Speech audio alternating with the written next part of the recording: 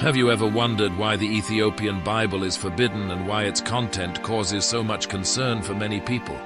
Considered one of the oldest and most profound texts of Christianity, the Ethiopian Bible holds surprises and differences from the Bible we know today. So what makes this book a forbidden secret? Let's uncover the stories buried for thousands of years, pages revealing a truth that could change our view of Christian history.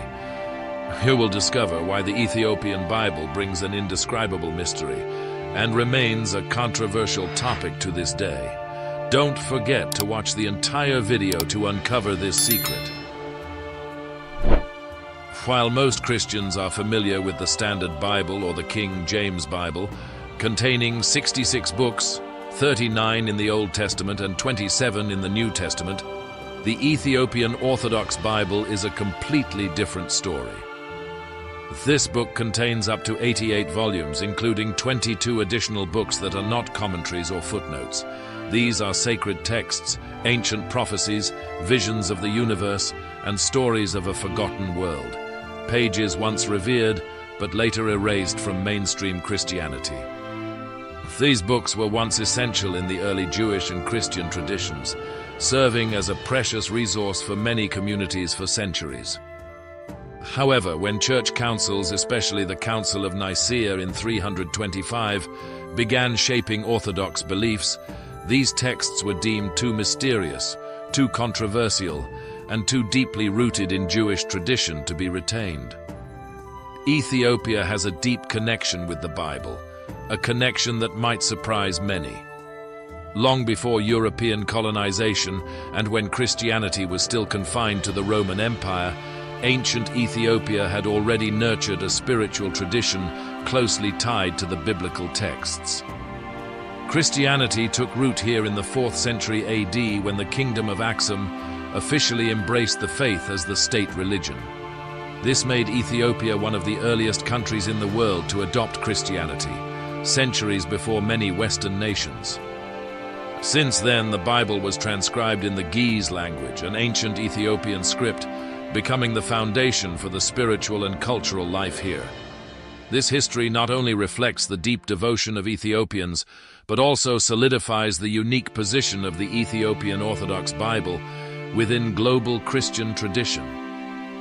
The connection between Ethiopia and biblical history seems to go far beyond what we might imagine, rooted deeply in ancient mystical traditions. According to Ethiopian legend, this special connection originated with the famous visit of the Queen of Sheba to Jerusalem in the 10th century BC to meet King Solomon. This story is briefly mentioned in the Western Bible, but in Ethiopian tradition it is expanded and enriched.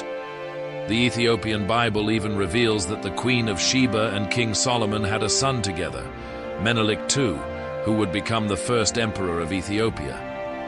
However, the intrigue doesn't stop there. Menelik, according to tradition, brought the Ark of the Covenant, the sacred symbol containing the 10 Commandments, from Jerusalem to Ethiopia. For Ethiopians, this is not merely a past event but a sacred mission. They believe that God chose Ethiopia as the guardian of the Ark of the Covenant, establishing an eternal connection between Ethiopia's spiritual mission and the sacred history of Israel. With a profound connection to biblical lore, Ethiopia has become a unique spiritual fortress, not only as an early adopter of Christianity, but also steadfast in preserving the ancient texts that other Christian traditions gradually abandoned. Outside of Western influence, Ethiopia has fully preserved the sacred books in its Orthodox Bible, texts that have continued to play an essential role in Ethiopia's religious life for centuries, despite being excluded from the Western Bible. But this raises the question, why were these books abandoned from the Standard Bible? The reason is far from simple. Some texts were forbidden for containing mystical and deeply contemplative ideas. For instance, the Book of Enoch and the Book of Jubilees unveil profound esoteric themes, exploring the structure of the universe, the hierarchy of angels, and complex relationships between celestial beings and humanity. For example, the Book of Enoch tells of the Watchers, a group of fallen angels who left their heavenly positions to descend to earth, interfering in human life and spreading corruption through their descendants, the Nephilim.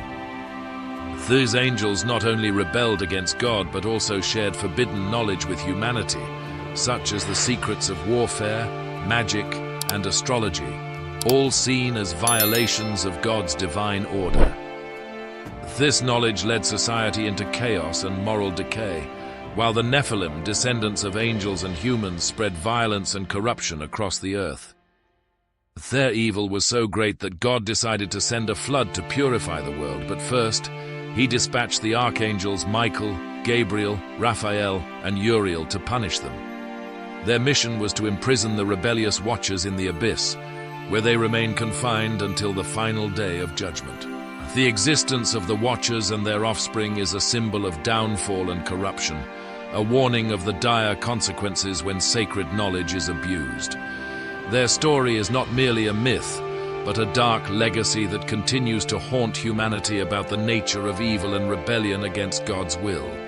Would you like us to make an in-depth video on the Book of Enoch and the rebellion of the angels?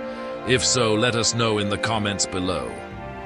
In another part of Enoch, known as the Book of Parables, we encounter visions of the end times, where Enoch prophesies the appearance of a figure called the Son of Man. This figure is depicted as a divine judge, who will carry out the final judgment for both humans and angels. What's particularly intriguing is how this Son of Man resembles the image of Jesus in the New Testament, where he is also called by the same title. Enoch's vision reveals a final judgment, where the wicked, including fallen angels, are cast into a fiery abyss, while the righteous are granted eternal life. This part of the Book of Enoch paints a vivid picture of the cosmic battle between good and evil, where angels, demons, and humans all stand before God's throne to face judgment. This is a story that is not only captivating in imagery, but also deeply theological, illuminating the ceaseless struggle between light and darkness in the spiritual realm. A lesser-known section of the Book of Enoch, the Book of Astronomy, reveals the wondrous secrets of the universe. In this part, Enoch is guided to explore the divine order of stars, planets, and seasons, describing a solar calendar that helps humanity align with the sacred rhythm of creation. The movements of the sun, moon, and stars are not random. They follow an exact system established by God and governed by his angels. The Book of Astronomy even warns that humanity should follow the solar calendar instead of the lunar one to maintain harmony with God's intention in creation. Notably, the Ethiopian Orthodox Church still adheres to this solar calendar, reflecting reverence and preservation of ancient roots from thousands of years ago. Next, let's explore the Book of Jubilees, which is not just an ordinary historical text, but a profound retelling of biblical events, from creation to the giving of the law on Mount Sinai. However, what is unique here is the spiritual timeline established by God and the eternal significance of the laws. The core of Jubilees is the concept of time governed by an angelic calendar. On Mount Sinai, God revealed to Moses that the true measure of time was not based on the lunar calendar, but on the solar cycle, a year of 364 days, divided into Jubilees spanning 49 years. According to Jubilees, following this calendar is essential to maintain the divine order God created. Why is this important? Jubilees asserts that using the lunar calendar instead of the solar one causes humanity to lose harmony with God's divine plan. The Ethiopian calendar, still in use today by the Ethiopian Orthodox Church, reflects the belief that accurate timekeeping is essential to maintain alignment with God's will. Could we have been wrong in our reckoning of time over centuries? Could the world be out of sync with God's original plan? Not only is it about the cosmic timeline, but Jubilees also reveals that angels played a profound role in guiding the patriarchs, even before Moses. Angels taught Adam, Noah, and Abraham how to observe the Sabbath, make offerings, and follow laws of purity, laws that were not exclusive to Israel but part of God's eternal law. The involvement of angels in conveying this law emphasizes that God's laws are timeless. They existed before Moses' covenant and were followed by the righteous under the guidance of angels. This is a vivid testimony to the eternal and unchanging nature of God's laws from the earliest days of creation. The books of Maccabees are powerful stories of heroic resistance and divine protection during times of persecution. In the Ethiopian Orthodox Bible, there are not just 2 but 3 books of Maccabees, each offering unique perspectives on steadfast faith. The first book of Maccabees recounts the Jewish uprising against the assimilation pressures from King Seleucid Antiochus IV Epiphanes in 167 BC.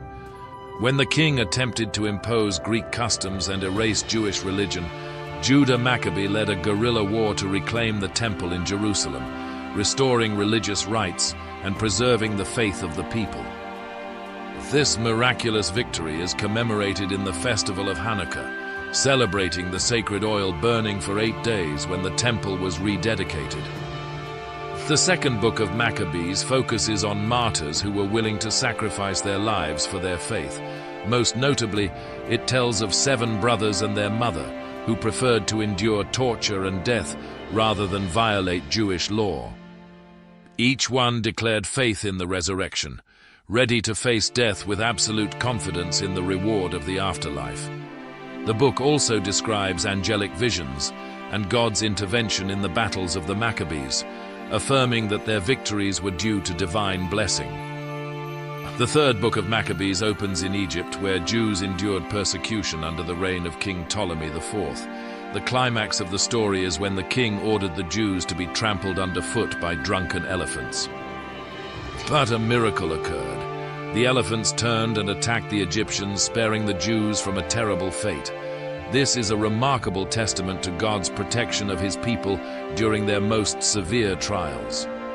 The Ascension of Isaiah is a mystical and apocalyptic work in the Ethiopian Orthodox Bible, taking readers on a visionary journey through 7 heavens.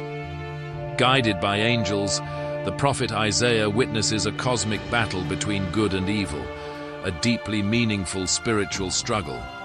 From the first heaven, he encounters various ranks of angels and fallen angels, finally reaching the 7th heaven, where the throne of God resides. Detailed descriptions of seraphim, cherubim, and other heavenly beings in this work provide one of the most intricate depictions of the celestial realm in early Christian literature. The climax of the vision is when Isaiah sees the Son of God, the Messiah, descend from the 7th heaven, humbling himself into human form. He witnesses the Messiah living a humble life, enduring suffering, and ultimately facing the torment of satanic forces. But the vision doesn't end there. Isaiah sees the Messiah's victory over Satan, his glorious resurrection, and his return to heaven, where he is crowned as King of all.